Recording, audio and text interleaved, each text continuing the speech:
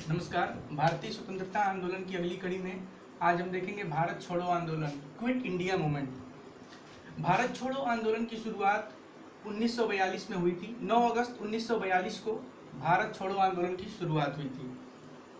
इसके पहले Cripps mission एक था। क्रिप्स मिशन को खारिज कर दिया था भारतीय नेताओं ने और भारतीय जनता ने। इसके अंतर्गत स्टैफोर्ड क्रिप्स ब्रिटेन से भारत आए और 1942 में क्रिप्स मिशन में स्टैफोर्ड क्रिप्स भारत आए और भारत के राजनेताओं ने पूर्ण स्वतंत्रता की मांग की, जिसको कि क्रिप्स मिशन द्वारा नकार दिया गया। देखिए यहाँ लगा हुआ है, पूर्ण स्वतंत्रता को नकार दिया गया। ये चाह रहे थे, क्रिप्स मिशन के अंतर्गत ये लोग चाह रहे थे कि भारत की जो सुरक्षा है वो इनके हाथ में रहे, भारत की सेना वगैरह सब इनके हाथ में रहे, थोड़ी बहुत भारत को छूट दे दी जाए जिसको वो लोग स्वतंत्रता मान लें। लेकिन भारत के नेताओं ने इसको पूरी तरह से खारिज कर दिया और क्रिप्स मिशन 1942 में फेल भी हो गया। 8 अगस्त 1942 को ऑल इंडिया कांग्रेस की मुंबई में एक बैठक हुई थी। 8 अगस्त 1942 को ऑल इंडिया कांग्रेस की बम्बई में एक बैठक हुई थी जिसमें भारत छोड़ो आंदोलन का प्रस्ताव पारित किया गया था। इस आंदोलन में महात्मा गांधी ने 70 मिनट का भाषण दिया था और इस भाषण का पूरी भारत की जनता पर बहुत विस्तृत और बृहद प्रभाव पड़ा था और भारत की जनता एक तरह से मंत्रमुग्ध हो गई थी और भारत छोड़ो आंदोलन के प्रति पूरी तरह से समर्पित हो गई थी। इस 70 मिनट के भाषण में महात्मा गांधी ने एक मूल मंत्र दिया था, करो या मरो का, डू और डाई।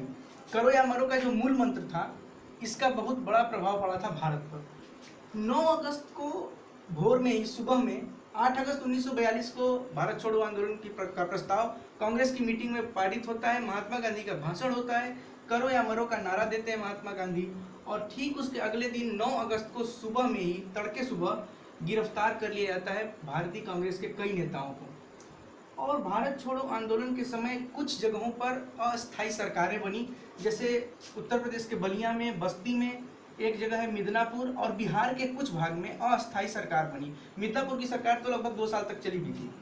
तो ये अस्थायी सरकारें बलिया, बस्ती, मिदनापुर, बिहार के कुछ पार्ट और सतारा बंगाल में अस्थायी सरकारें थी। जून 1944 को गांधी जी को फिर रिहा किया गया। देखिए 1942 में इन लोगों को गिरफ्तार किया गया था और फिर जून 1944 को महात्मा गांधी को रिहा किया गया।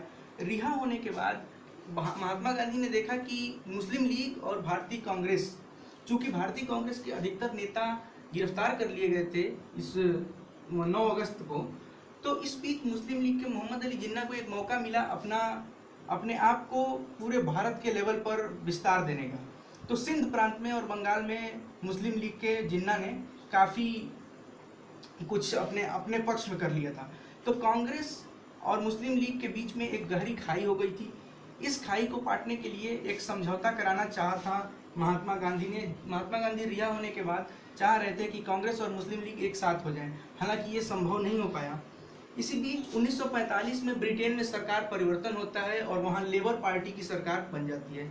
लेबर पार्टी की सरकार बनने से भारत के मन में एक आशा का संचार होता है कि शायद ये लोग हमारी आज़ादी के लिए कुछ करें।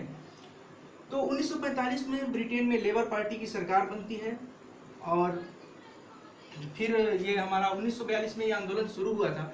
लेकिन इस आंदोलन को 1857 की क्रांति के बाद भारत में जो सबसे महान आंदोलन बताया जाता है उसे भारत छोड़ो आंदोलन को बताया जाता है। भारत छोड़ो आंदोलन उस समय तत्कालीन रूप से तो आज़ादी दिलाने में सक्षम नहीं रहा, लेकिन इसके 5 साल बाद 1947 को जब भारत को आज़ादी मिली तो ये माना गया कि भारत छोड़ो आंदोलन की काफ़ी हद तक प्रभाव इस आज़ादी मिलने में रही। इस आंदोलन की आलोचना भी की गई, जैसे मुस्लिम लीग ने भी इसको आलोचना किया। मुस्लिम लीग ने तो यहाँ तक यह कह दिया था कि ये हिंदू राष्ट्र बनाने का एक तरीका था। हिंदू महासभा ने भी इसका विरोध किया कि ये व्यापारी वर्ग के लिए है और B.R. अम्बेडकर ने कहा था कि ये अनुत्तरदायित्व भरा और पागलपन भरा कार्य है। तो काफ़ी हद तक भारत छोड़ो आंदोलन की आलोचना भी हुई। लेकिन कुल मिलाकर देखा जाए तो क्विट इंडिया मूवमेंट यानी कि भारत छोड़ो आंदोलन, महात्मा गांधी के नेतृत्व में जो आंदोलन था, ये आंदोलन भारत को पूर्ण स्वतंत्रता उस समय तत्काल रूप से तो नहीं दिला पाया, लेकिन भारत के आज़ादी में इस आंदोलन का सबसे महत्वपूर्ण भूमिका है। इसको भारतीय स्वतंत्रता आंदोलन का महान आंदोलन भी कहा जाता है, महान आंदोलन कहा जाता है। 1857 और 1942, ये दो प्रमुख घटनाएं थी। हालांकि इसके पहले भी कई आंदोलन हुए, लेकिन ये जो आंदोलन था इसको सबसे महान आंदोलन कहा जाता है। तो ये रहा भारत छोड़ो आंदोलन का एक संक्षिप्त परिचय। अगले वीडियो में हम और भी अगले आंदोलन के बारे में और भारत की आज़ादी से संबंधित और संविधान बनने से संबंधित कुछ अगले वीडियोस में देखेंगे। तब तक के लिए धन्यवाद।